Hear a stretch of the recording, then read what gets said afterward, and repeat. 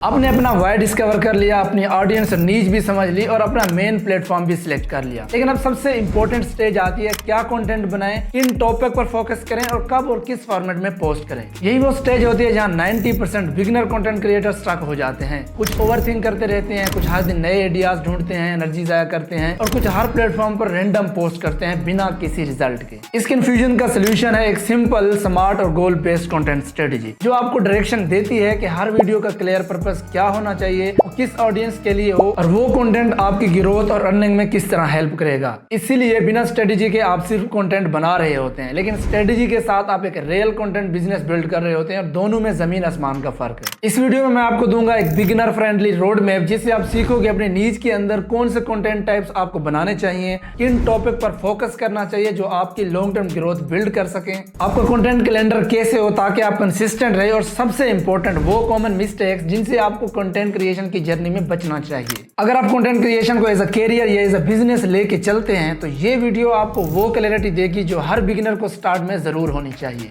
सबसे पहले ये समझना जरूरी है कि कंटेंट स्ट्रेटजी का कोर गोल क्या होता है। बहुत से लोग सोचते हैं कि कंटेंट स्ट्रेटजी सिर्फ ये बताती है कि आपको क्या पोस्ट करना चाहिए और कब पोस्ट करना चाहिए, लेकिन असल में ये उससे कहीं ज्यादा गहरा कॉन्सेप्ट है। असल गोल ये होना चाहिए कि आपका हर पीस ऑफ कंटेंट किसी स्पेसिफिक पर्पस के लिए हो, वो सिर्फ लाइक्स या व्यूज के लिए नहीं बल्कि आपकी ओवरऑल ग्रोथ, कनेक्शन और इनकम गोल्स के साथ अलाइंड हो। स्ट्रेटजी ये इंश्योर करती है कि आपका कंटेंट सिर्फ रैंडम ना हो बल्कि आपके व्यूअर की प्रॉब्लम का सोल्यूशन हो, उसका ट्रस्ट जीते और आपको as a valuable creator position करे। एक स्ट्रॉन्ग कंटेंट स्ट्रेटजी आपको ये डिसीजन लेने में हेल्प करती है कि ये कंटेंट मेरे मिशन के साथ अलाइंड है या सिर्फ ट्रेंड फॉलो कर रहा है। जब आपके पास ये क्लैरिटी होती है तो फिर आप फॉर्मेलिटी के लिए कंटेंट नहीं बनाते, आप डायरेक्शन के साथ कंटेंट बनाते हैं जो आपके मिशन के साथ अलाइंड होता है। ये देखो, सक्सेसफुल क्रिएटर कंसिस्टेंटली ग्रो करते हैं क्योंकि उनकी हर वीडियो किसी ना किसी पर्पस को सर्व कर रही होती है, चाहे वो ट्रस्ट बिल्ड कर रहे हो, ब्रांड ग्रो कर रहे हैं या इनकम जनरेट कर रहे हो। तो याद रखें, कंटेंट स्ट्रेटजी का कोर गोल ये नहीं है कि आपको कंटेंट आइडिया दे बल्कि ये इंश्योर करे कि आपका हर कंटेंट आपकी लॉन्ग टर्म डेस्टिनेशन तक लेके जा रहा हो। अब जब आपको ये समझ आ गया कि कंटेंट स्ट्रेटजी का कोर गोल क्या होता है तो अगला सवाल ये आता है कि कंटेंट किस टाइप का होना चाहिए। देखो, हर सक्सेसफुल क्रिएटर चाहे वो यूट्यूबर हो, फ्रीलांसर हो या बिजनेस ओनर हो, उनका कंटेंट जनरली 3 कैटेगरीज में फॉल करता है। पहला है डिस्कवरेबल कंटेंट। ये वो कंटेंट होता है जो आपको सर्च एल्गोरिथम या शेयरेबिलिटी के थ्रू न्यू ऑडियंस तक लेके जाता है। इसका गोल होता है विजिबिलिटी और reach. For example, how to start freelancing in Pakistan या why most YouTuber fail in their 6 month. ये कंटेंट आप ट्यूटोरियल्स या how to videos, trending reactions या प्रॉब्लम सॉल्विंग वीडियोस की फॉर्म में बना सकते हैं। अच्छा, ये कंटेंट बनाना क्यों जरूरी है? बिकॉज अगर आपका कंटेंट डिस्कवरेबल नहीं है तो आप सिर्फ पुराने लोगों के लिए ही कंटेंट बना रहे होते हैं। ये कंटेंट आपकी ग्रोथ और नई ऑडियंस का दरवाजा खोलता है। दूसरा है कम्युनिटी कंटेंट। जब आपका कोई डिस्कवरेबल कंटेंट देख के फॉलो करता है तो नेक्स्ट स्टेप होता है कि उनसे रियल कनेक्शन कैसे बिल्ड किया जाए। ये कनेक्शन होता है like more personal, more human, जहां आप अपनी वैल्यूज, एक्सपीरियंस, लर्निंग या ओपिनियन शेयर करते हो। For example, my freelancing journey और how I earn $10,000। This type of content जो होता है वो कम्युनिटी कंटेंट होता है। अच्छा, ये या व्लॉग्स या टॉक वीडियोस, पॉडकास्ट स्टाइल या स्टोरी टेलिंग या माइंडसेट बेस्ड रील की फॉर्मेट में बना सकते हैं। और दूसरा, ये क्यों जरूरी है? क्योंकि लोग आपसे इमोशनली कनेक्ट करते हैं इस कंटेंट के थ्रू। वो आपको सिर्फ देखते नहीं है, फील करते हैं। ये ट्रस्ट बनाता है और आगे चल के कम्युनिटी और कन्वर्सेशन का बेस बनता है। और तीसरा है कन्वर्सेशन कंटेंट। ये कंटेंट वो होता है जो आपको वैल्यू के जरिए सेल करने का मौका देता है बिना सेल्स पिच किए। ये डायरेक्टली या इनडायरेक्टली आपके प्रोडक्ट, सर्विस या गोल को सपोर्ट करता है। ये आप केस स्टडी वीडियोस की फॉर्म में या एजुकेशनल वीडियोस और दूसरा behind the scenes of your offer या पिन कमेंट की फॉर्मेट में बना सकते हो। और क्यों जरूरी है? बिकॉज लोग तभी खरीदते हैं जब वो ट्रस्ट, टाइमिंग प्लस ट्रांसफॉर्मेशन तीनों फील करते हैं। ये कंटेंट वो लेयर है जो कंटेंट को बिजनेस में बदलता है। तो जब आपका कंटेंट इन तीनों टाइप्स का मिक्स होता है तो आपका कंटेंट नए लोगों को भी अट्रैक्ट करता है और पुराने लोगों का ट्रस्ट भी बिल्ड करता है और आपका कंसिस्टेंट मोनेटाइजेशन का रास्ता भी देता है। अब आपको ये समझ आ गया कि कंटेंट स्ट्रेटजी का कोर गोल क्या होता है। दूसरा, ये भी क्लियर हो गया है कि 3 तरह के कंटेंट आपको बनाने चाहिए: डिस्कवरेबल, कम्युनिटी और कन्वर्सेशन कंटेंट। एक लेकिन अब सवाल ये आता है आखिर बनाए किस टॉपिक पर और हर बार नया आइडिया कहाँ से लाएं। ये कंफ्यूजन दूर करता है कंटेंट पिलर्स का कॉन्सेप्ट। कंटेंट पिलर्स वो कोर टॉपिक्स होते हैं जो आपकी नीच, ऑडियंस और गोल के सेंटर में होते हैं। ये 3 से 5 सब्जेक्ट होते हैं जिनके अराउंड आप बार बार वैल्यूएबल कंटेंट बनाते रहते हो। कंटेंट पिलर को चूज करने के लिए आप 3 स्टेप फ्रेमवर्क से हेल्प ले सकते हैं। पहला है ऑडियंस नीड्स। आपकी आइडियल ऑडियंस को किस चीज में हेल्प चाहिए, कौन सी प्रॉब्लम, क्वेश्चन या गोल उनके माइंड में है। और दूसरा है स्ट्रेंथ एंड पेशन। आप किस टॉपिक पर कॉन्फिडेंटली और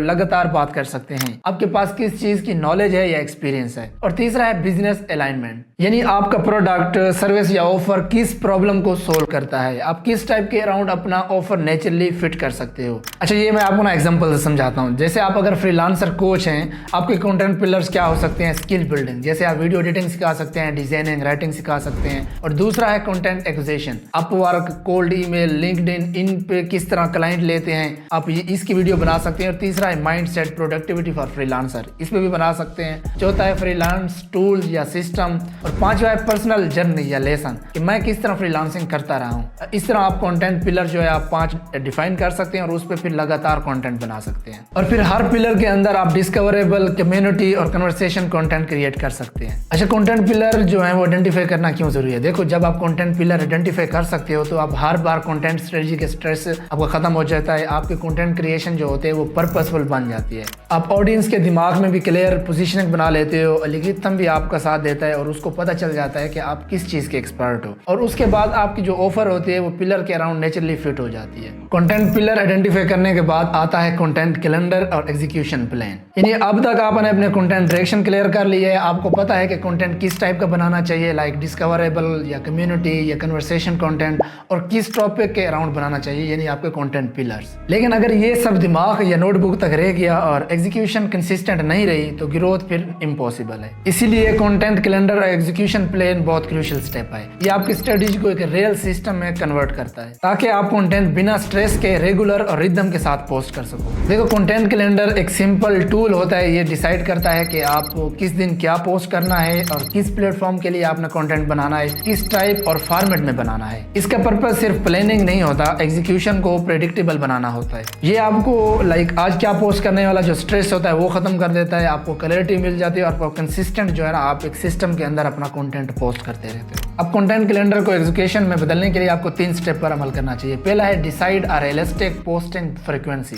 देखो, हर प्लेटफॉर्म का अपना एल्गोरिथम और ऑडियंस बिहेवियर होता है, लेकिन सबसे इंपॉर्टेंट चीज क्या है, कंसिस्टेंसी। आप अपने लिए एक realistic frequency time slot fix करें और उस टाइम 6 मंथ तक ब्रेक किए बगैर अपना कंटेंट पोस्ट करते रहें। मतलब अगर आपने हफ्ते में अगर आपने एक वीडियो अपलोड करनी है और शाम 7 बजे अपलोड करनी है तो इट्स मीन कि आपने हर हफ्ते में 7 बजे वीडियो अपलोड करनी ही करनी है। अब जब ये आपने फाइनलाइज कर लिया और फिर आप इसको 6 महीने या 1 साल तक लगातार बिना ब्रेक किए आपने कंटेंट पोस्ट किया है तो इट्स मीन एल्गोरिथम भी आपके कंटेंट को पुश करता है, ऑडियंस भी समझ जाती है कि आप इनका कंटेंट कब आता है और साथ में आपको ग्रोथ जो है वो लगातार मिलती रहती है। और दूसरा, हर प्लेटफॉर्म पे कंटेंट की क्वालिटी और क्वांटिटी जो होती है वो डिफरेंट होती है। जैसे यूट्यूब पर शुरुआत में आप सिर्फ एक हाई क्वालिटी वीडियो हर वीक में डाल सकते हैं। जब आपका सिस्टम स्ट्रीमलाइन हो जाए, मतलब कि बढ़ने लग जाए, तो फिर आप 2 से 3 वीडियोस वीक की भी डाल सकते हैं। इसी तरह इंस्टाग्राम पर आप वीकली 2 से 3 रील्स और एक पोस्ट जो है वो डाल सकते हैं। अगर आपका सिस्टम जो है वो बिल्ड होने लग जाए, आप स्केल करना चाहे तो आप फिर 5 से 6 पोस्ट भी, इससे ज्यादा भी डाल सकते हैं।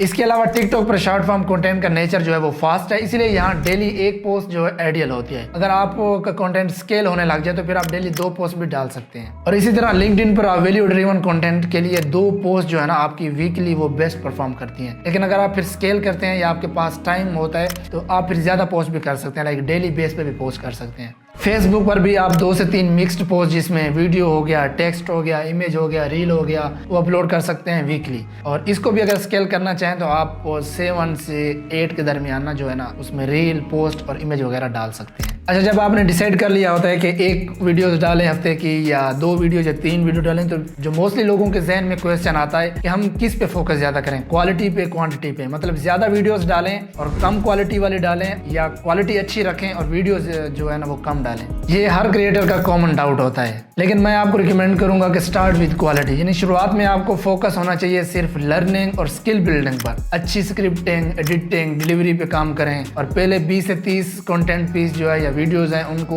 ओवरऑल आप इम्प्रूव भी करते जाएँ और अच्छी क्वालिटी का बनाने की कोशिश करें। और जब आप एक सिस्टम बिल्ड कर लें तब आप क्वांटिटी बढ़ा सकते हैं, लेकिन बिना क्वालिटी कंप्रोमाइज़ किए। और जब आप स्केल करते हैं और आपने क्वांटिटी बढ़ानी है तो वो भी स्ट्रेटेजिकली आपको बढ़ानी पड़ेगी। तो फॉर एग्जांपल जो डिस्कवरेबल कंटेंट है ना, जैसे यूट्यूब, लॉन्ग फॉर्म, रील्स या हुक, ये ज्यादा क्वालिटी डिमांड करता है, ठीक है। इस तरह कम्युनिटी या कन्वर्सेशन कंटेंट जैसे स्टोरीज, पोस्ट, क्वेश्चन, ये ज्यादा वॉल्यूम फ्रेंडली होता है। अच्छा, आपको क्या करना है, आपको बैलेंस समझना है, ठीक है। जब आप क्वांटिटी बढ़ाते हैं तो आप देन लो वॉल्यूम और हाई क्वालिटी जो है वो डिस्कवरेबल कंटेंट रखें, मतलब कम वीडियोस बनाएं लेकिन अच्छी क्वालिटी की, वो डिस्कवरेबल कंटेंट की। और दूसरा जो जिसका वॉल्यूम हाई करना है उसके लिए आप community content like post, stories, वो वगैरह जो है ना उनको बढ़ा दें। Now let's move to another point कि कंटेंट स्ट्रेटजी मिस्टेक कौन सी होती है और उससे कैसे बचा जाए। मिस्टेक नंबर 1 है प्लेटफॉर्म के हिसाब से कंटेंट डिजाइन ना करना। देखो, हर प्लेटफॉर्म का अपना फॉर्मेट होता है, अपनी मूड और अपनी ऑडियंस एक्सपेक्टेशंस होती हैं, लेकिन कई क्रिएटर हर जगह एक स्टाइल का कंटेंट डालते हैं जो किसी भी प्लेटफॉर्म पर परफॉर्म नहीं करता। इसका सोल्यूशन क्या है कि आपको हर प्लेटफॉर्म की साइकोलॉजी पता होना चाहिए और उसी हिसाब से कंटेंट डिजाइन करना चाहिए। मिस्टेक नंबर 2 है सिर्फ डिस्कवरेबल कंटेंट बनाते रहना। देखो, कई लोग सिर्फ व्यूज के लिए बनाते हैं एजुकेशनल या वायरल कंटेंट, लेकिन उनका ऑडियंस से कोई भी कनेक्शन नहीं बनता। इसका रिजल्ट क्या आता है कि व्यूज ज्यादा आ जाते हैं लेकिन ट्रस्ट और कम्युनिटी बिल्ड नहीं होती, और बिना ट्रस्ट और मोनेटाइजेशन जो है ना वो मुश्किल हो जाती है। इसका सिंपल सोल्यूशन है कि कंटेंट को मिक्स रखो। डिस्कवरेबल कंटेंट से लोग आएंगे, कम्युनिटी और कन्वर्सेशन कंटेंट से लोग रुकेंगे और ट्रस्ट बनेगा। और मिस्टेक नंबर 3 है बिना डेटा के डिसीजन लेना। देखो, कई लोग बस फीलिंग की बेस पर अगला कंटेंट डिसाइड करते हैं। उनको लगता है कि ये टॉपिक चलेगा,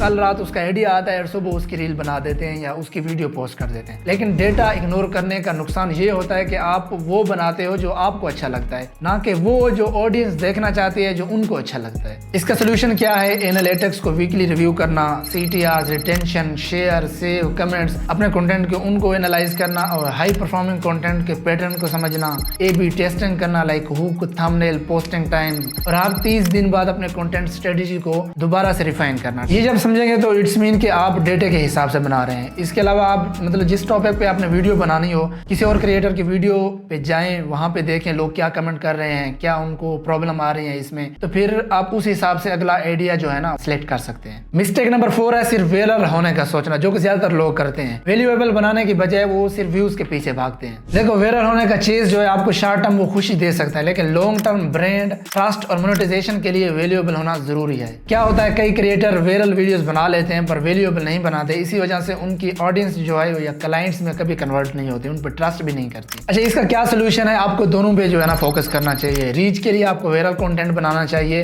और रेवेन्यू के लिए आपको वैल्यूएबल कंटेंट बनाना चाहिए, लेकिन प्योरिटी हमेशा जो है ना वो आप वैल्यूएबल कंटेंट को ही रखना है। देखो, वैल्यूएबल कंटेंट के लिए आपको खुद से क्वेश्चन करना चाहिए कि क्या मेरा कंटेंट किस प्रॉब्लम को सोल्व कर रहा है और इससे मेरी क्रेडिबिलिटी बढ़ रही है कि नहीं, और क्या इसमें कोई ऐसी चीज है जो दूसरे क्रिएटर नहीं दे रहे, मतलब सेम नीच में या सेम कंटेंट में। अब आपने अपने कंटेंट क्रिएशन की फाउंडेशन समझ लिया, यानी माइंडसेट से लेकर कंटेंट पिलर्स, कैलेंडर और एग्जीक्यूशन सिस्टम तक। अब मेरा आपसे एक क्वेश्चन है कि इस जर्नी में आप ज्यादा किस जगह स्टक फील कर रहे हो या आपको किस चीज की समझ नहीं आ रही, लाइक टॉपिक्स क्लैरिटी नहीं है, एग्जीक्यूशन में रुकावट आ रही है, या नीच समझ नहीं आ रही, या अपनी ऑडियंस अवेयरनेस में जो है ना आपको कंफ्यूजन है, तो ये आप कमेंट में लिखे, मैं आपको पर्सनली इसका जवाब दूंगा और उसको पर्सनली एनालाइज करूंगा। मिलते हैं नेक्स्ट वीडियो में।